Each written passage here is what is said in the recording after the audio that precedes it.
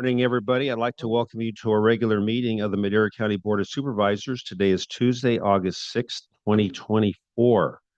Um, First of all, we'll determine if there are any additions to the agenda. Are there any? There Or none? None. Very good. no chair, but I will announce now and later on the consent calendar, there has been a request by the department to pull item 5P as in Paul. And just a notation for members of the public and of course you supervisors, 5E. The resolution in the backup was missing some pages, so there are some by the clerk of the board seat over there and available online. Thank you. Thank you. Now, Council, would you read in our closed session items? Sure, thank you. There are 4 items for closed session today. Conference with labor negotiators. The agency designated representatives are Joel Begay, Susan Carter, and Sabrina Mendez. The employer organization is all units, including unrepresented employees, but not elected officials. That's under Government Code Section 54957.6. There are 2 existing litigation matters under 54956.9 subsection D1 of the Government Code. The first is Cardoza versus the Madera County Groundwater Sustainability Agencies. There are other plaintiffs listed on the agenda, and that's a Madera Superior Court case. The other case is also a Madera Superior Court case, and that's Valley Groundwater Coalition versus the County of Madera. And the last item is Government Code Section 54956.9. Conference with your legal counsel. There's anticipated litigation and deciding whether to initiate litigation, one case under paragraph 4, subdivision B of that government code. Thank you. Very good. Thank you. Are there any questions regarding one of our closed session items? Seeing and hearing none, we will move into closed session.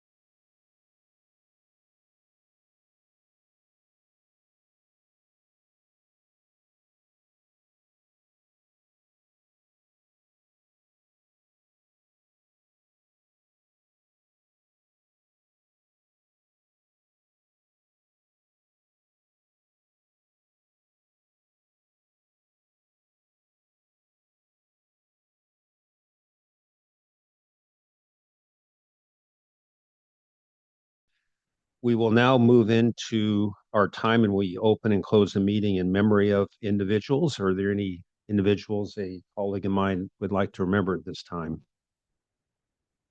Seeing and hearing none, we'll move into the invocation and pledge of allegiance. Today, to lead us in the invocation, we have Reverend Leroy Gaffney from the Mount Zion Missionary Baptist Church. Would everybody stand?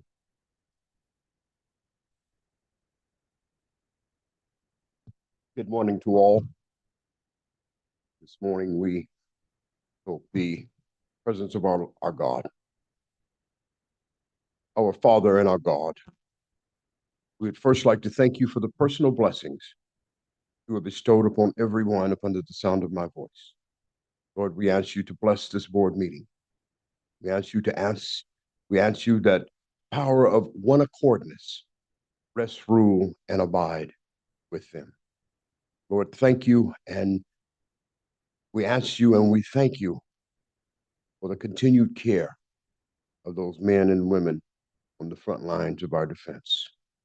We ask you now also, Father, to bless those men and women on the front line of the fight. We ask you, Father, to bless this meeting in the name of the Father, the Son, and the Holy Spirit.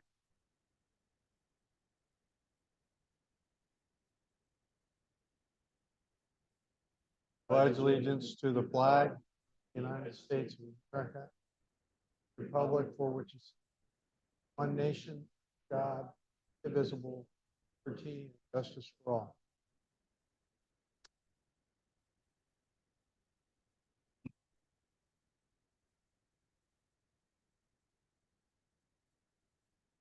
We will now move into public comment. And as a reminder, the first 15 minutes of each regular session are set aside for members of the public to address the board on any matter under the jurisdiction of the board, but not appearing on the agenda. The board will not take action on any items presented under public comment. Speakers are limited to 3 minutes. Anyone addressing the board is asked to print their name clearly on the speaker sheet at the podium and state their name and county of residence for the record. Are there any individuals? I see one person running up here. Good morning, Mr. Chairman, members of the board. Jamie Bax with Community and Economic Development. I just wanted to make a brief announcement that we have accessory dwelling unit plans available to the public. They've been pre-plan checked. It's going to save some costs from the potential developer on hiring an architect or preparing those plans themselves. We'll be putting those on our website, and we're happy to answer any questions anybody might have, but we're excited to share that information with everybody and make the ADU dream come to life. So thank you. Fantastic. I'll take 3 of them. I'm sure my neighbors will appreciate that. Okay, no, thank you. That's great. Great news. Yeah. Okay, we have, if there's nobody else in-house, we do have an individual online. Go ahead, Noah.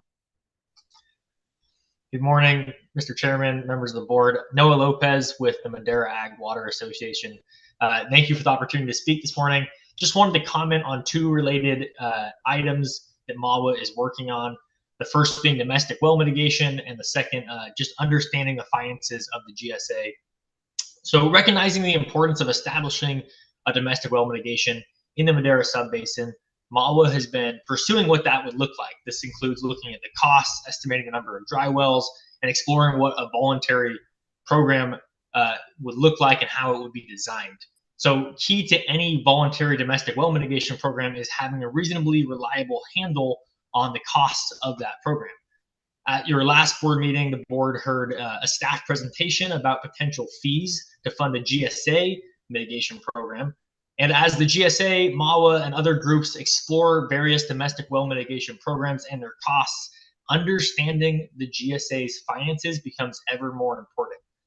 Currently, the GSA collects a fee of around $27 per acre, or over $2 million per year in revenue. However, growers are left to sort through board agendas like today's to get some picture of what that investment is being spent on. Today's agenda, for example, has 5 consent items and 1 discussion item, all relative to GSA budget and expenditures. But even sorting through agendas, it's not really possible to develop a clear picture of where this fee revenue is going. Landowners paying the GSA fee are the primary source of funding for SGMA implementation in the Madera County GSAs. When landowners pay the $27 per acre fee, they are directly investing in local SGMA implementation. That is the service that is being provided, and that is the service that the fee is being assessed under. So MAWA has several times requested a clear, detailed, comprehensive financial report with actual and anticipated revenues and expenditures. Providing this information to landowners can only benefit the GSA and help build understanding and support. This kind of financial transparency is essential to ensuring ongoing support for local SGMA implementation, including a domestic well mitigation program. So as the discussion around domestic well mitigation continues, we're hopeful that the GSA can provide this financial information soon. We want to thank you for your collaboration, especially Chair Poitras' leadership in engaging MAWA and other landowners within the GSA. MAWA looks forward to continuing its work with the GSA and on domestic well mitigation, and encourages the GSA to provide landowners with a comprehensive financial report. Thank you again for the opportunity to comment this morning. Very good. Thank you. Are there any other individuals with a public comment? Seeing and hearing none, we will move into the consent calendar.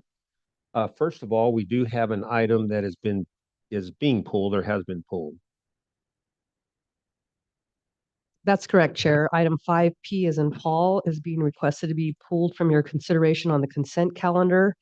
And also another note that the backup for item 5E, the Auditor Controller Department item, or one of them, the full backup wasn't available on the resolution. It's here at the podium to my right for anyone that would like to receive a copy, and would be requested that the entire resolution be considered by the board for approval. Thank you. Thank you. Are there any items on the consent calendar that one of my colleagues would like to discuss further?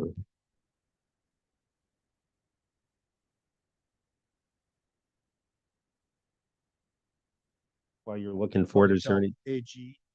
AG, okay. And is there any others? Okay, let's go ahead and move to AG. And Supervisor, what's Yeah, I see that they're leasing property in Madera. I'm just, I'm concerned I that, think your mic. I'm sorry. I see they're leasing property in Madera, the lease amount $126,213. And we have a relatively new facility over there that's supposed to house what the needs of public health are. I want to know why we're expanding out again Sure. and decentralizing. I mean, this is this beginning of a problem, and why? Yes. Good morning, Chair, members of the board, Stephanie Nathan, with the Public Health Department.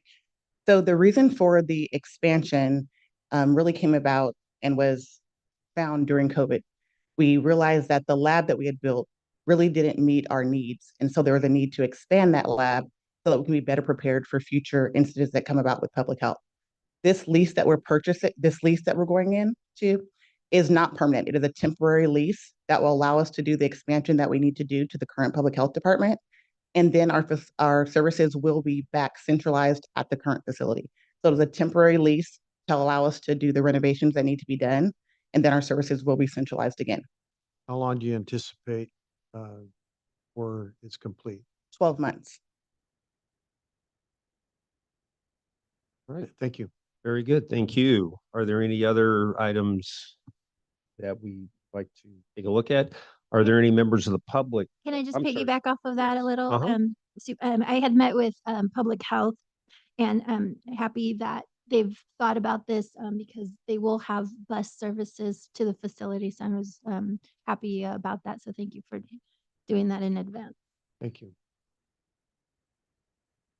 And then this is, just to be clear, this is, South Gateway Drive. Yeah, I think when agenda review, it was Gateway Drive, and we were kind of, oh, hey, 320. No, there's not okay, it's South Gateway. Yeah, okay. Very good. Thank you. I also want to ask or actually just make a comment about AI. And I want to thank the Public Health Department, Matt Trieber for, Public Health, Public Works Department and Matt Trieber for uh, reaching out for this extra funding and making sure this happened. Thank you. All right, very good. Thank you. Are there any members of the public that have a question regarding one of the consent calendar items? Anybody online? Seeing and hearing none, we'll bring the item back for action. I'll move to approve pulling item P. Second. We have a motion and a second. Roll call vote, please. Supervisor Gonzalez. Yes. Supervisor McCauley. Yes. Supervisor Wamhaugh. Yes. Supervisor Rogers. Yes. Chairman Poitras. Yes. Vote passes 5-0. Thank you. We'll move on to discussion items. The first item is one for Child Support Services Department. Presentation of a proclamation recognizing August 2024 Child Support Awareness Month. Good morning, Chairman and the board. It is my honor to stand here each day or each year and proclaim Child Support Awareness Month. And I stand before you today to recognize and celebrate a critical service that touches the lives of thousands in our community, our child support services. Child Support Awareness Month is a time to acknowledge the vital role that the child support program plays in the well-being of children and families. Our child support services team consists of 28 dedicated professionals working each day to ensure that that children receive the financial support they need and deserve. This dedicated team brings their expertise, companion, and unwavering commitment to their work, striving to make a positive impact on the lives of the families we serve. This year, our department has made remarkable strides. Through the efforts of our staff, we have successfully collected over $1 million per month. These funds have directly benefited nearly 6,000 people within our community, providing them with the resources necessary to meet the needs of their children. This number represents more than financial transaction. They represent the stability and security of the community's future. Every dollar collected is a step towards ensuring that our children have access to the essential needs they need to thrive. This includes food, clothing, education, and healthcare. I also want to highlight some significant legislative changes that are reshaping the landscape of child support in California. First, new legislation now allows for the closure of foster care cases. These changes reflect the shift back to family stability and support rather than continued involvement in the child support program. Second, the formula for determining child support has been revised to be more effectively accurate, reflecting the financial circumstances of parents. This new formula aims to create fairer and more balanced outcomes, ensuring that support orders are both just and sustainable for all parties involved. Additionally, the state has eliminated the practice of suspending driver's license for parents who fall behind on their child support payments. This change recognizes that maintaining employment is often a critical factor in parents' ability to meet their financial obligation, and losing a driver's license can hinder their ability to work and support their children. And one of the most impactful changes in this year is the implementation of the full pass-through, where formerly owed arrears due to the state are now sent directly to families. This means that the support collected is truly benefiting the children and families who need it most, rather than being used to offset past public assistance. These legislative changes demonstrate a shift towards a more compassionate and family-centered approach to child support. Our child support services team has been proactive in adopting to these changes, ensuring that we continue to provide a high level of service to the community during this period of transition. As we recognize Child Support Awareness Month, I want to express my deepest gratitude towards the child support team. Their dedication and hard work are not just about enforcing obligations. They are empowering families and providing children with opportunities they need to succeed. To the board, thank you for your ongoing support in this essential service. Together, we will continue to make a difference in the lives of our community's children, ensuring they have the foundation they need to build a bright and prosperous future. And if you will see, there's a purple bag at your desk, and we gave you some little tokens of our appreciation for your support. And also in the room over there, we also have cookies for the public if you'd like to grab some. This is just a portion. These are the staff that like to have their picture taken. So,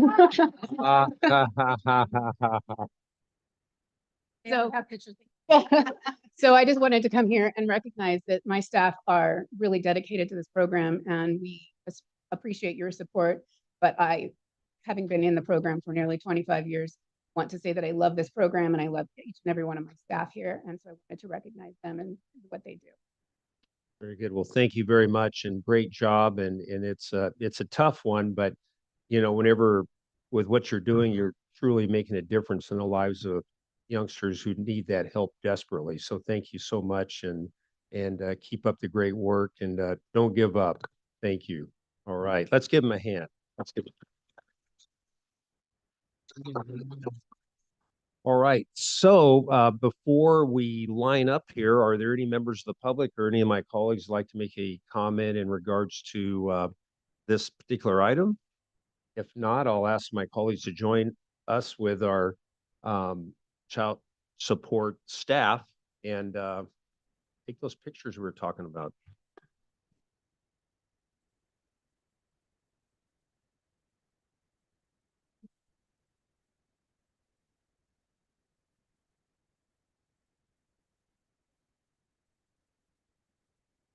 Oh, well, she has to be right there, exactly. In the middle. In fact, she's the one that gives.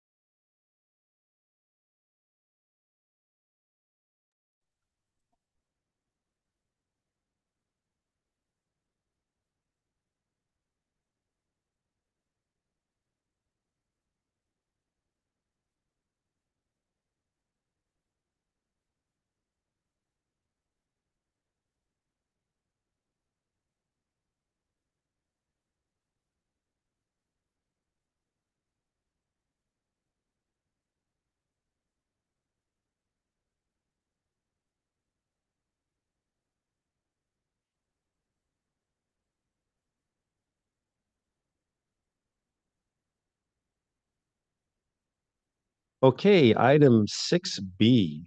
Behavioral Health Services Department, discussion and consideration of entering into an agreement with RH Community Builders LP in the amount not to exceed $6,979,380 to provide on-site behavioral health services through Behavioral Health Bridge Housing Program for a term ending June 30th, 2027, and authorize the chairman to sign.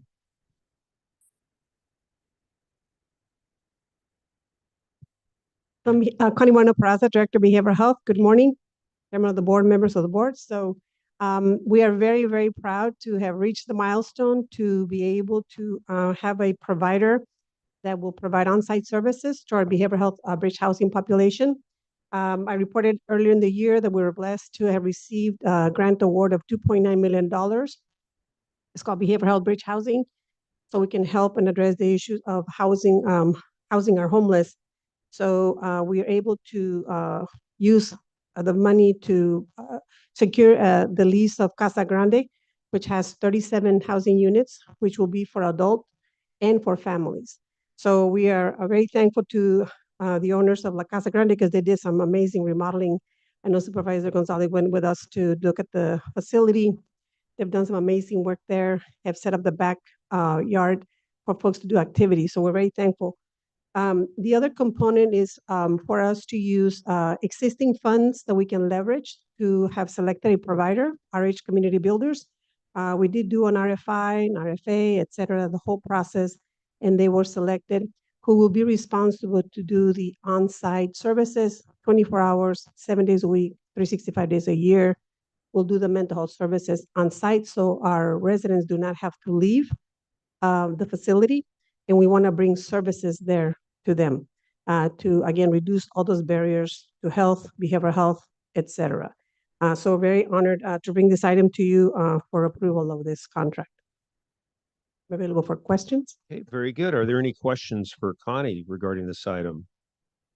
Are there any members of the public that have any questions? If not, I'll accept the motion for action. I'm a Tilburg. Second. We have a motion and a second. Roll call vote, please. Supervisor Gonzalez? Yes. Supervisor Walmart? Yes. Supervisor Rogers? Yes. Supervisor McCauley? Yes. Chairman Porteous? Yes. Vote passes 5-0. Thank Very you. good. Thank you. Thank I you. was just gonna make a note and I'll come back with some research. But the Casa Grande Hotel or Motel has quite a history and was actually the staging site for some old movies for the crew and stars and so forth for some movies that were filmed up in the mountains and so forth. But so I'm accurate. I'll come back with that information, but it's great seeing that property being repurposed for such a great thing and services to get people back on the right road.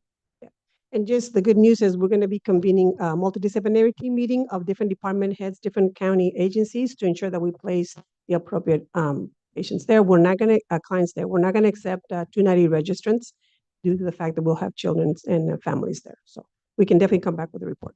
Very good. Thank Thank you. you very much. 6C. Community and Economic Development Department, Planning Division, just consideration of entering into an agreement with Mark Thomas and Company, Inc. in the amount of $695,483 for the preparation of a comprehensive mobility study in Oakhurst, and authorize the chairman to sign. Good morning again, Mr. Chairman, members of the board. Jamie Bax with Community and Economic Development. I did want to introduce a few folks on our team moving forward with this process. We do have Amber Collins from the Mark Thomas team here with us. Also Dwight Kroll, who's a great asset to our department, comes from a nearby community. And then also Sam Richey, of course, senior planner from my office. So we'll be working forward on this. We have had a lot of discussions. Appreciate all of the input we have received so far. And as part of this process, we'll be doing a lot of public outreach and engagement and community workshops. So with that, this is a request to combine the grant funds we received from Caltrans and also MCTC to be able to move forward in preparing this mobility study. And I'm happy to answer any questions you might have. Very good. Thank you. Are there any questions from my colleagues? Yes. No Supervisor. questions, but just a couple comments. First off, I just want to say the folks up in Eastern Madera County, particularly Oakhurst, have been desperate for something like this for the last 30 years. So really happy with staff's ability to go out and bird dog those funds. Also really happy with the selection with Mark Thomas. They've done some tremendous work up and down the state, particularly working with the community of Paradise, post-Paradise fire, to help create some evacuation routes out there. And I just think it's going to be an amazing thing for the community up there. Visitors Bureau is here today. They're working very closely with the county as well. And I think there's hopefully some money to help bring the projects that we identify through this project into fruition. So just excited, just very excited for the community. So thank you for bringing it forward. Absolutely. If I might piggyback on the supervisor's comment, yes, as this plan moves forward and hopefully eventually gets adopted, we'll be able to use that as leverage to hopefully get the additional funding for the infrastructure to build these things. With whatever's determined, right? Absolutely. All right. Very good. Super. Are there any other comments from my colleagues? Or are there any members of the public that have a comment? Looks like here's a public member who Our film commissioner. is also very excited. Yes. Rhonda Salisbury, Oakhurst, and the Visitors Bureau. I am super excited about this. I've been in this community for 38 years, and on every board, everything we mention is sidewalks, and mobility, and how do we get around town and stuff. And I was lucky to go on my dream vacation to Ireland in May. And I kept noticing every time we go to these small towns, they'd say calming zones, traffic calming zones. And so in talking about this project, we talked about, maybe narrowing 41. We have, as you know, we have a major highway that runs through our little tiny town. So with over 500,000 cars a year going through there, we have to do something to create this small town feel that we need so desperately, especially since COVID. We realized when somebody closes and people aren't coming, we don't have enough population to keep our favorite restaurants, to keep our favorite stores. We had so many things closed. So making our little town more stoppable and beautiful and and walkable and things like that. So we're really jazzed to be a part of this. And thank you very much. It's one of those things where you're looking to thread the needle to keep evacuation routes open to get people out as fast as they can while still making it again walkable and in terms of more of a tourist type of friendly situation. So and we've got the geniuses to help us get there, right? Yeah. I hope this spills over too from what we learn in Oakhurst, because Chowchilla and Madera and our little Raymond and Coarsegold and all these towns that we have, all the treasures we have in Madera County, I think we could showcase them a little better. Hopefully learn. Well, I know that Madera, downtown Madera does have a Caltrans grant, and they're going to be putting a diet. I guess it was gaining weight, and so they're going to have to put a diet on 145 right there. So that's actually in the works, and so it's a trend. Yeah. And thank you. Thank you. And Chairman, if I may, I just wanted to, I left it out. I wanted to thank Caltrans for their involvement, particularly Diana Gomez and Mike Navarro, for their willingness to work with the county and the consultant on this project. I think their involvement is going to be, instrumental. So Yep. Thanks again. Very good. Thank you. Are there any members? I think I already asked for any members of the public. If not, we will, I'll accept the motion for action. Move to approve. Second. Very good. Roll call vote, please. Forgive me, who seconded? Supervisor McCauley? Yes. Supervisor Rogers? Yes. Supervisor Wamhaugh? Yes. Supervisor Gonzalez? Yes. Chairman Poitras? Yes. Vote passes 5-0. Thank you. Thank And you. Thank you. 6D. County Administration Department, General Services Division, Park Impact Fees, discussion and consideration of approval of transfer of appropriations number 24-003 in the amount of $150,000 for park development impact fees dash appropriations for contingencies to operating transfers out for fiscal year 2024, 2025. 4 votes are required.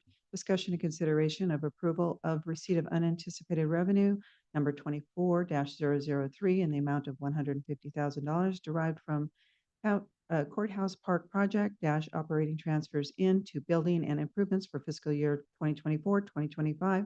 4 votes are required. Good morning, Chairman, members of the board. Amber Mojica, analyst with General Services. I'm here with Jorge Mendoza, Capital Projects Manager. We are asking for approval of a budget adjustment from park impact fees into our capital project. But first, I'm going to start with some background on the project. On May 14th of this year, your board approved a construction contract with Buildings Unlimited in the amount of $777,000 for this project. Is it not showing? Sorry. It's okay. Your description has just been perfect. Okay, Perfect. So always look at this screen. So the new park amenities were designed to feature 88 compliant parking stalls, playground equipment, a large shelter / stage area, and various upgrades, which included irrigation and lighting, some minor sidewalk enhancements, and everything's located within the area that was previously occupied by the jail annex building. So during the construction, some issues were identified.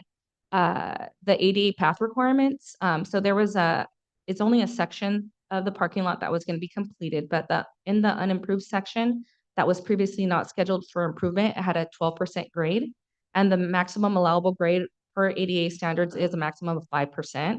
So there was an additional concern too in front of the restrooms at the park.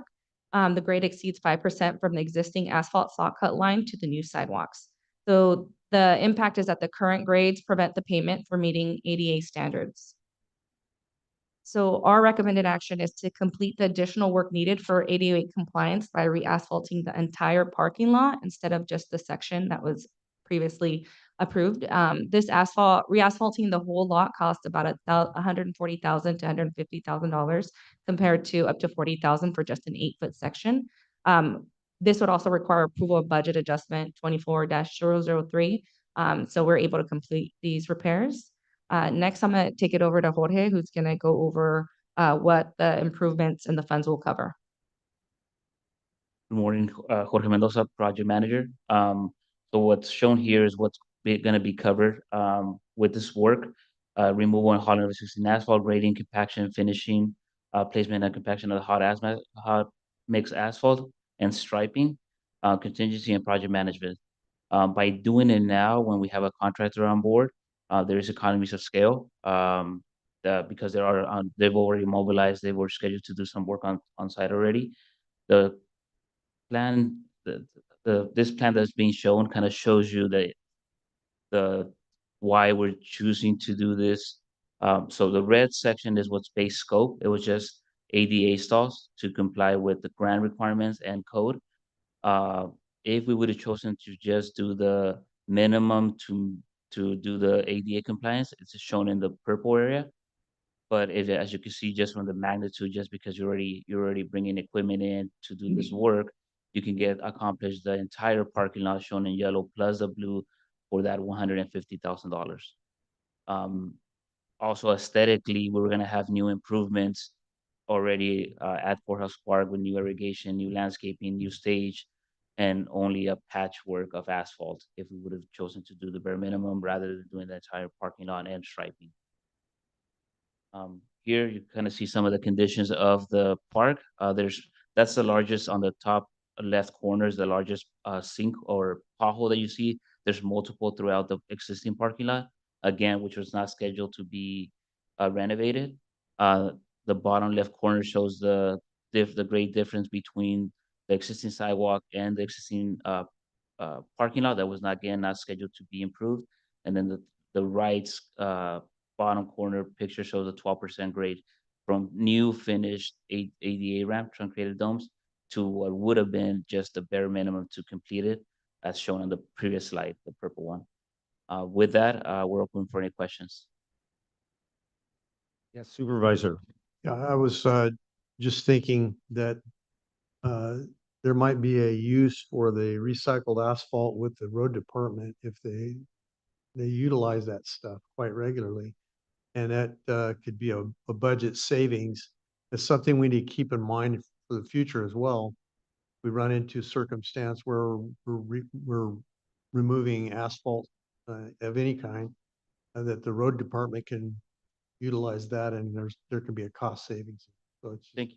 Yeah, we'll consider.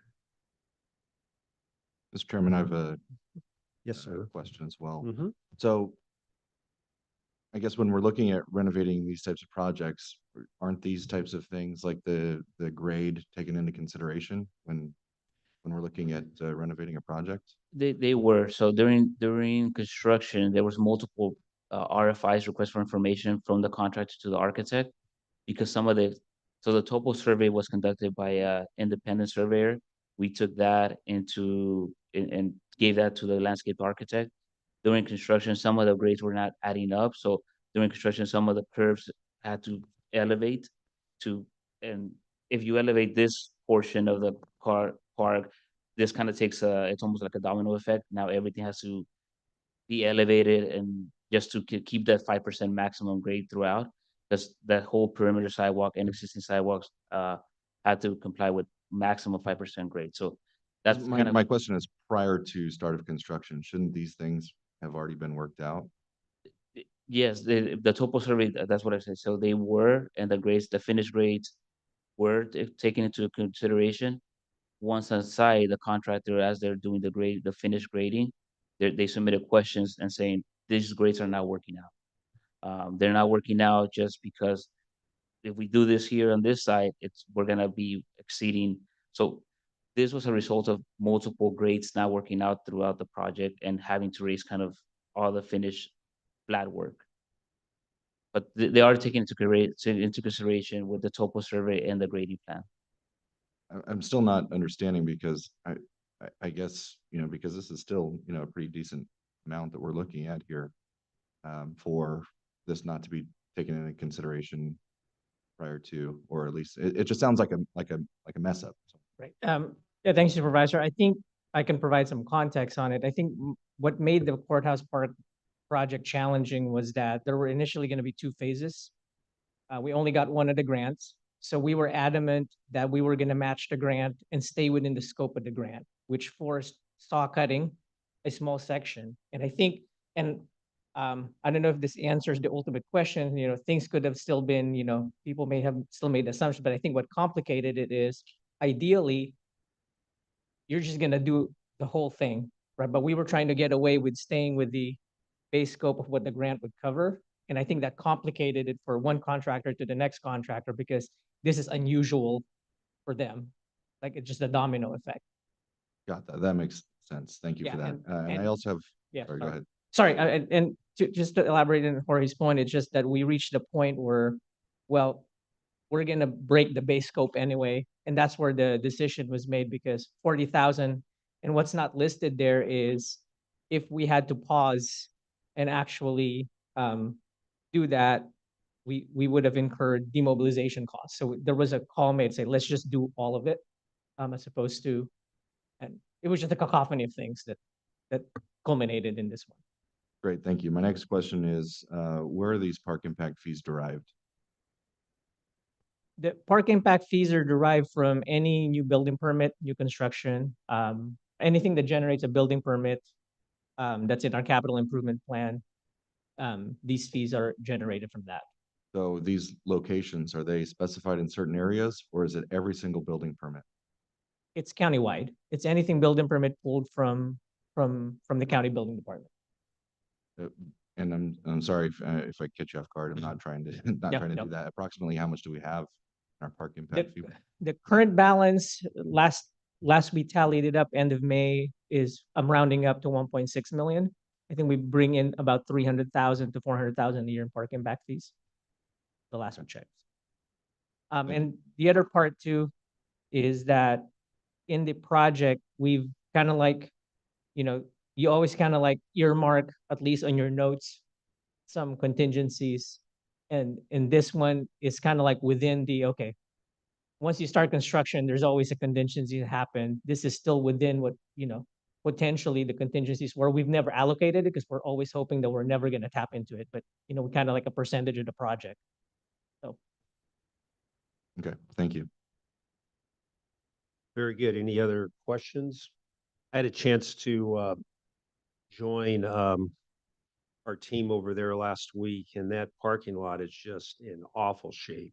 I mean, it is just, so it's just a matter of time before these improvements were going to be taking place, and it was going to be much sooner than later. And so it's happy to see and that we're moving forward with that, and it's going to make for a great presentation, not only at 9/11, but also on the Old Timers Day Parade as we open up the park and have the ribbon cutting. Things look great. And that's the plan, right? So I want to report that the plan is to have a ribbon cutting during Old Timers Parade. We met together already with the preliminary multiple groups, Historical Society, Madera County staff, Arts Authority, and Park Restoration Committee. We are looking at pending an 8:30, 9 a.m. Ribbon cutting celebration during Old Timers Parade. You mean you want to do it when it's nice weather and not when it's beating down hot on that asphalt on the playground? What? That was the consensus. What are you thinking? No, it'd be much more comfortable at 8:39 because it really gets hot out there. I was on that playground and it's, kind of made of that bouncy type of recycled tire stuff. And man, it was warm.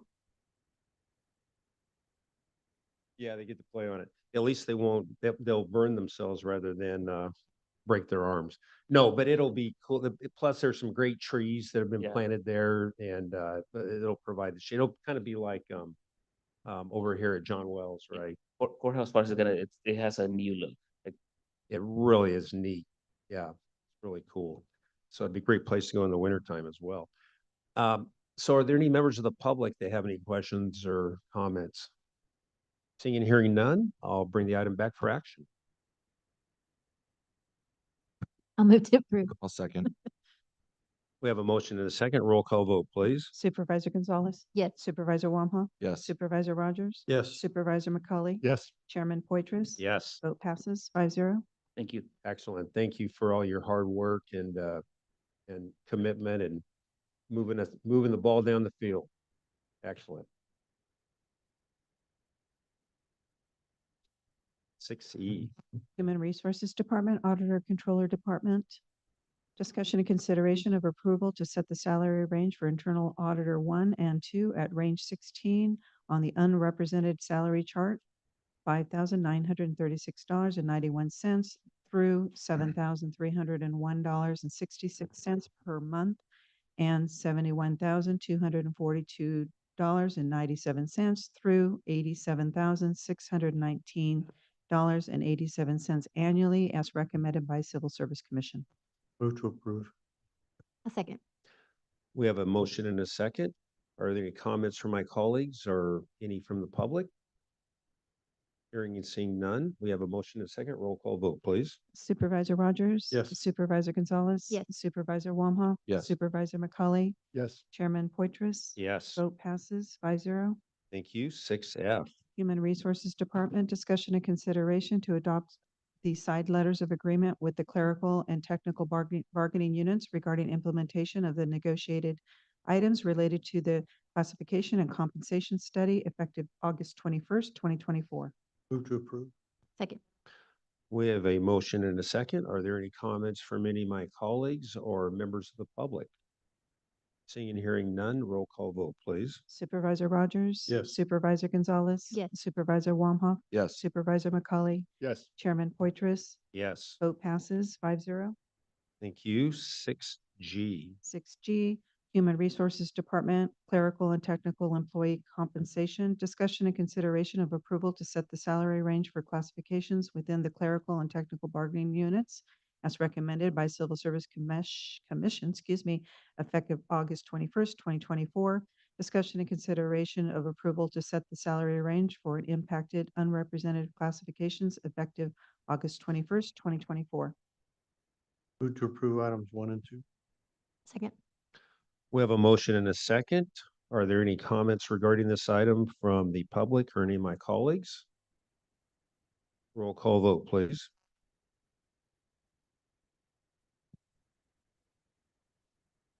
Supervisor Rogers? Yes. Supervisor Gonzalez? Yes. Supervisor Wamhaugh? Yes. Supervisor McCauley? Yes. Chairman Poitras? Yes. Vote passes 5-0. Thank you. 6H. Human Resources Department, discussion and consideration to adopt a resolution granting Christopher Dorian, Deputy County Council 4, with salary step increase to range 29, step C, and discounting his supplemental pay effective July 21st, 2024. To approve. Second. We have a motion and a second. Are there any comments from any of my colleagues or members of the public? Seeing none, roll call vote, please. Supervisor Rogers? Yes. Supervisor Gonzalez? Yes. Supervisor Wamhaugh? Yes. Supervisor McCauley? Yes. Chairman Poitras? Yes. Vote passes 5-0. Thank you. And now 6I. 6I, Human Resources Department, discussion and consideration to adopt a resolution appointing Shanika Dixon as the Madera County Director of Human Resources effective August 19th, 2024. Good morning, Chairman, members of the board. Michelle May with Human Resources. It is with pleasure that we're here today. And so I wanted to introduce to you and obviously for your consideration of the appointment of the resolution, Shanika Dixon, who has gone through the recruitment process, as you're all aware. And I'm happy to be here today with this resolution, recommending, of course, the appointment of her as the Director of HR effective August 19th. And I'm going to let Shanika introduce herself as well, but if you have any questions for me, I'm happy to answer them as well. Thank you. Any questions at this point? I think a lot of questions have already been asked, so. All right. Good morning again, Mr. Chair, members of the board. As Michelle mentioned, Shanika Dixon. I am thrilled to be given this opportunity to serve as the county's Director of Human Resources. And I am definitely committed to fully embracing and promoting the county's mission and vision. I'm again very excited. Thank you so much for this opportunity to be able to serve in this role. Very good. Welcome. Thank Thank you so much. very much. Move to approve. A second. We have a motion and a second. Are there any members of the public that have any comments regarding this item? Hearing none. Roll call vote, please.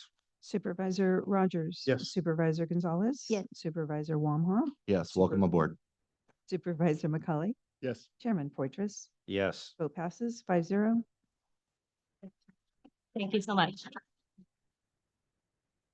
Right. Now I'll welcome you. It's official. Okay. 6J. 6J, Public Works Department Administrative Services Division, discussion and consideration to adopt a resolution approving a cash flow loan for Transit Fund 6386 in the amount of $2,031,000 for the High Speed Rail Fund 1182. Good morning, Mr. Chairman, members of the board. Andrea Saldati, Deputy Director of Public Works. Before you today is another cash flow loan from our High Speed Rail Fund. We are going to utilize these funds to purchase 11 vehicles for our transit fleet. Some of them are to meet Air Board requirements, others are just out of service. And so what we will do is we will take this cash flow loan, put it into our transit fund, and then we will issue purchase orders once those vehicles come in, which are being custom built. So roughly 4 to 18 months later, we will pay the invoices, pay off the POs, ask for reimbursement from the state, and then essentially pay back the High Speed Rail Fund. We've done this a couple of times before, and it's worked out very, very well for the transit fund. The Bank of High Speed Rail Fund. There you go. Perfect. Are there any questions regarding this item? Yeah, from the just so the public? public knows, it has nothing to do with high-speed rail other than the money was paid by high-speed rail as mitigation for problems created in Madera County. We've used it as a revolving loan fund to offset issues in the county. So it's worked very well. It's just designated that because that's what everybody knows it by. So anyway, thank you. Very good. Are there any members of the public that have a comment? Here, just one question real quick. And I apologize if I missed it. So how do we plan on paying these funds back? I know when we did the bridge out on 200, we used Measure T funds to pay it back. What's the anticipation there?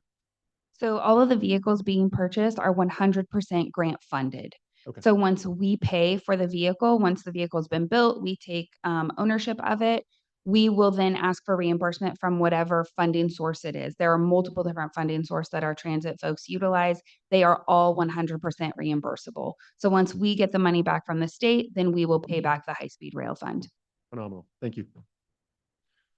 Very good. I will accept the motion. Move to approve. Second. We have a motion. Roll call vote, please. Supervisor Rogers. Yes. Supervisor McCully. Yes. Supervisor Wamha. Supervisor Gonzalez. Yes. Chairman Poitras. Yes. Vote passes 5-0. Thank you. 6K. 6K, Public Works Department, Engineering Services Division, 2021 Congestion Mitigation Air Quality Shoulder Pavement Project. Discussion and consideration of entering into an agreement with Cal Valley Constructions, Inc. in the amount of $5,652,117.50 for the construction of the 2021 CMAQ shoulder paving projects at various locations and authorizing the chairman to sign. Discussion and consideration of approval to authorize the road commissioner or his designee to issue a notice to proceed in accordance with the provisions of the contract. Discussion and consideration of approval to authorize the auditor controller to issue payments of contingencies up to 10% of the contract award amount for established county policy. Discussion and consideration of approval to authorize the road commissioner or his designee to solely issue and approve contract change orders in accordance with Public Contract Code not to exceed authorized contingencies. Good morning, Mr. Chairman, members of the board. Andrea Saldati, Deputy Director with Public Works. Before you today is a contract with Cow Valley Construction for shoulder paving projects, which we call our CMAC 2021 projects. They are referenced as that because what the shoulder paving project will do is it will essentially come full circle for some of our SB1 projects that we did in fiscal year 2021. So we'll now go back to 6 pieces that we utilized SB1 money on, and we will now utilize CMAC money to finish paving the shoulders. The contract with Cow Valley Construction, they were under the engineer's estimate by roughly $400,000 or $500,000, so that is great. We will be utilizing a match for these funds. So CMAC is giving us roughly 3.4 million, and then we will be utilizing our Measure T funds and SB1 dollars to fully complete the project. Construction will start hopefully the end of August. We are being cognizant of harvest, so a couple of the routes are being held until after mid-October in order to leave the roads open for harvest. We're here for any questions. Very good. Thank you. Are there any questions regarding this great item? So I've got one. So these shoulder paving projects, when you go in and pave a project like Road 16 as an example, you've got an edge that is higher now than it ordinarily should be. So it kind of creates a road hazard. And so what they're going to do is go back in and feather that off into a shoulder. Am I correct? Yes. Okay. Yeah. Just wanted to verify that for the public. So what it also does is it reduces some of the dust exposure. So you're paving what is currently dirt. And so if someone does go off the road, I mean, that's why it is CMAC. So it's an air mitigation fund. So that is what it's utilized for. Right. And it's definitely a danger to the public when if somebody goes off the shoulder, their tire dipped 6 inches, and it's not a good circumstance. Oh. Sometimes they overcorrect and dip in the other lane. Okay, very good. Are there any comments from my colleagues? If not, are there any members of the public that have a comment? Seeing and hearing none. Move to approve. A second. We have a motion and a second. Roll call vote, please. Supervisor Rogers. Yes. Supervisor Gonzalez. Yes. Supervisor Wamhaugh. Yes. Supervisor McCauley. Yes. Chairman Poitras. Yes. Vote passes 5-0. Very Thank good. you. Thank you. Item 6L. Board of Directors, Groundwater Sustainability Agency, Water and Natural Resources Department, consideration of entering into an amendment to Madera County Contract Number 11739D-22 with David's Engineering, Inc. in the amount not to exceed $401,000, amending the scope of services for comparison of the metered data for satellite data and extending the term date to April 30th, 2025, and authorize the chairman to sign. Thank you, Stephanie and Agnes and Mr. Chairman and members of the board. We have a short PowerPoint presentation for you. I'm ready to share screen. Thank you. So to give you an overview, this is called the verification project, sometimes MVP, meter verification project. This is the 3rd year for it. What does it do? It allows for an in-depth review of the evapotranspiration of applied water across multiple measurement methods, flow meters, AeroWatch, which is sometimes called hydrostat, and Land IQ. At the end of the year, after looking at their data in January or February, the grower can sit down with staff at David's Engineering and county staff and look at all 3 measurement methods across their fields. What do you need to participate as a grower? You have to provide Madera County and David's Engineering with access to your flow meters. We will go out, either county staff or David's Engineering staff, and take measurements to double check the meter's effectiveness. And then we need monthly readings for the entire year. And we don't double check necessarily the whole year in person, but we do need data for the whole year. This contract is responsible for building partnerships between growers and staff and David's engineering as well. We've received feedback and input from other educational institutions related to meters and universities. We're also working with OpenET, which is a NASA product for ET data. This is a way of increasing our engagement with growers. We're on their farms with their permission. We're taking measurements. We're also working with them afterwards. It's a way of building trust and accuracy in the data. In the past 2 years, what we've been able to do is create a portal and a way of taking those meter reads and getting them uploaded so that we basically have a mobile data collection system, which is cool. And necessary and used in our, when people choose meters, they use the data system as well. We've also been able to give feedback to EraWatch and Land IQ on what we're seeing in the field and how their measurement methods tracking with other measurement methods. In the case of EraWatch, this resulted in a dramatic correction at the end of 2022. One of the things we found, and I know we've shared, Laura Ramos from Fresno State's presented to you. If you install the flow meter correctly and you maintain it, if there's enough pipe on either side, you are going to get a pretty accurate read most of the time. Farming being what it is, sometimes we don't have perfect meter installation, and so we will double check people's meter reads when they're not installed correctly. What we found is obviously the more you follow the manufacturer's guidelines on installation, the more correct reads you're going to get. We've also used this study to identify people who are using an unrealistic amount of water, meaning way too little, and that's given input to how we can do surface water credits for recharge.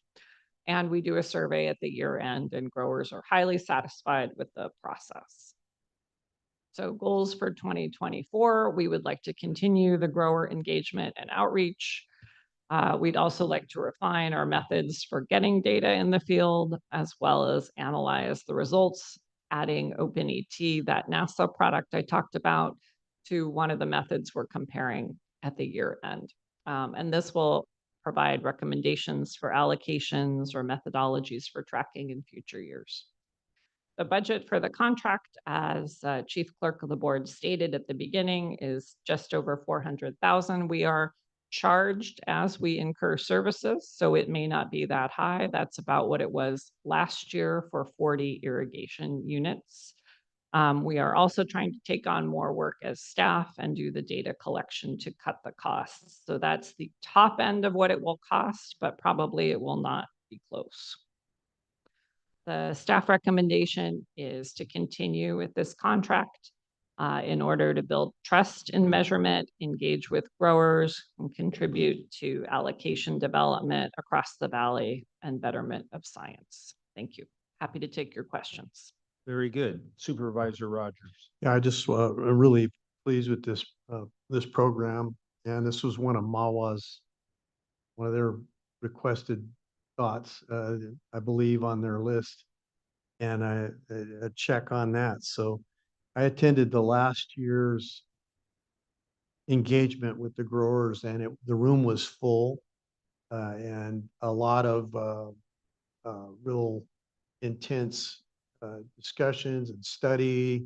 And I thought it was really, really important for the growers. They seem to really appreciate it. I think that you're absolutely right with that last comment that there is extremely high grower satisfaction with this program. And this is part of what they pay for, and they're getting that information that they're paying for. So I think it's a great tool, and what you're doing is really helping them. Thank you. Not a problem. Very good. Are there any other comments from my colleagues? If not, are there any members of the public who'd like to make a comment? Anybody online or in-house? Nobody online to make a comment. Very good. Well, I'll bring the item back for action. Move to approve. Second. We have a motion and a second. Roll call vote, please. Supervisor Rogers. Yes. Supervisor Wamhaugh. Yes. Supervisor Gonzalez. Yes. Supervisor McCauley, Yes. Chairman Poitras, Yes. vote passes 5-0. Thank you. Very good. Moving to item 7, pending legislation. Is there anything? There's no pending legislation. However, the legislature did go back into session yesterday, and their last day is the 31st of August, which is a Saturday. So I'm guessing they'll probably be done on the 30th of August. And the governor has till the 30th of September to decide whatever makes it to his desk. So we're not safe until October 1st. That is 100% correct. Good. Okay. Supervisor and staff reports. I'll start to my far right. Supervisor Wamhoff. All right, well, we had a couple weeks where we didn't have a meeting, but prior to that, I believe it was on the 16th is where I attended the NACO conference representing Madera County in Florida.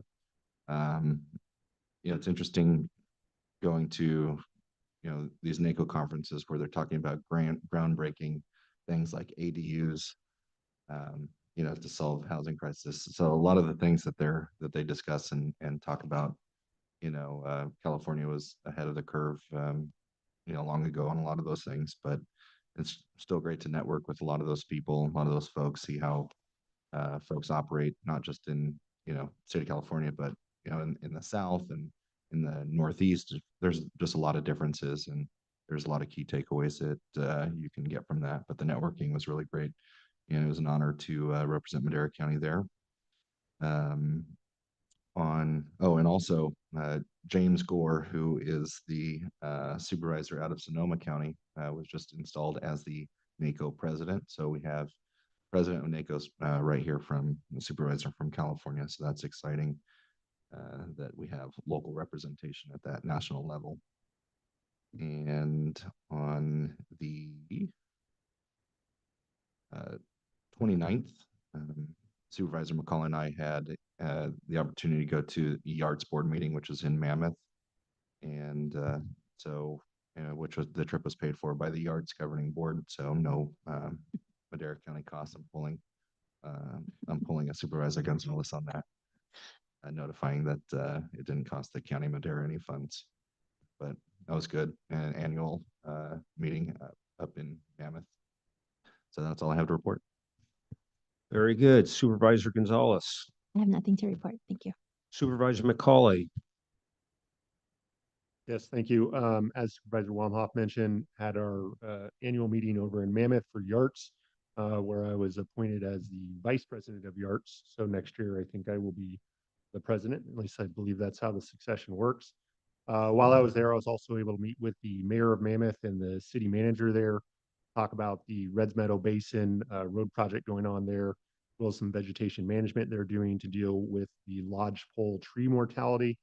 We also had an opportunity to discuss the parks reservation system that they're installing and how that's affecting some of the gateway communities. So we'll be looking to continue engaging with them to address some of those concerns, specifically around, again, the parks reservation system, how that affects our local economies in each gateway community. Thank you, Chair. Very good. Thank you. Supervisor Rogers. Yeah, I attended the Regional Health Authority last Thursday, and Madera County kind of got honorable mention out of the 3 counties. It's a tri-county event with Fresno and Kings and Madera. And our health metrics were outstanding in many areas in the HEDIS report. So that was kind of good news for Madera County. And some discussion about the hospital reopening and this and that. So also we'll be attending the GSA tomorrow in Chowchillas. Thank you. Very good. Thank you. Jay. Thank you, Mr. Chairman. We have had a few issues over the last 6 weeks with building air conditioning units. The one at the Ag department, that turned out to be a motor. It wasn't an actual fire. The motor went bad. Of course, sometimes when motors do funny things, it burns up the belt, which creates a lot of smoke, which creates a lot of anxiety. That one actually got fixed a week and a half earlier than projected. Unfortunately, the compressor issue with the chiller system at the main library here across the street, that's about a $50,000 repair. So we took about a week to make sure that that was the the best we could do price-wise. It turned out, in terms of reliability and actually permanently fixing that issue, that was the best we could do. So we ordered that unit a week ago today, but it does have a 3-week delivery time. Then it will take, we guesstimate, between 2 and 5 days to be fully reinstalled. It's not the same problem that the unit had last year, so it's not under warranty, but that's the long and the short. I know Janelle's gotten a number of calls, and I know some of the supervisors have about that. So there are some portable units inside the building. They aren't nearly robust enough to keep the library cool, so they've been closing right around 1 o'clock each day, opening a little earlier and opening at 9 and closing at 1. Very good. Thank you. Council. Thank you, Chairman, members of the board. Just one report because it was on my mind last week. Last Friday came and went, and that was the deadline for any citizens petition to have been pulled by the petitioners, and that didn't occur. I was asking for notice if that did, and it did not. So just a report that there will be one Measure T on the ballot, and that day has passed. No other items to report. Thank you. Okay, very good. And clerk of the board? Nothing to report. Thank you. I see somebody hanging around the podium up here, so. Thank you, Mr. Chairman. Matt Treber, Chief of Development Services.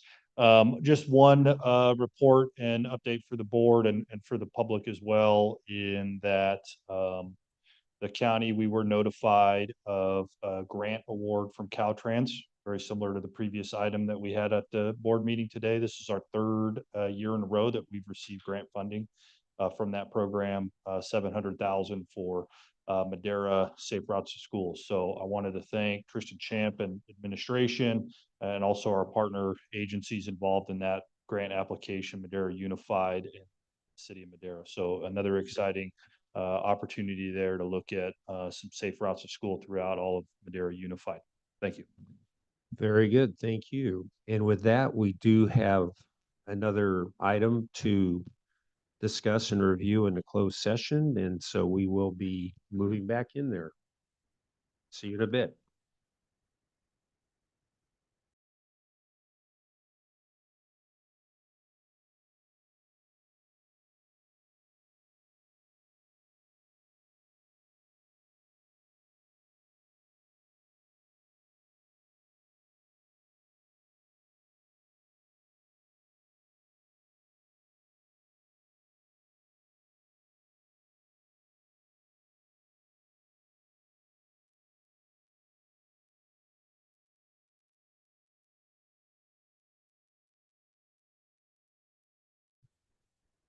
Good afternoon, actually still morning. Good morning, everybody. We're back from closed session. Council, are there any reportable actions from closed session? Chairman, there are no reportable actions from your closed session. Thank you. Thank you very much, and everybody have a great rest of the day.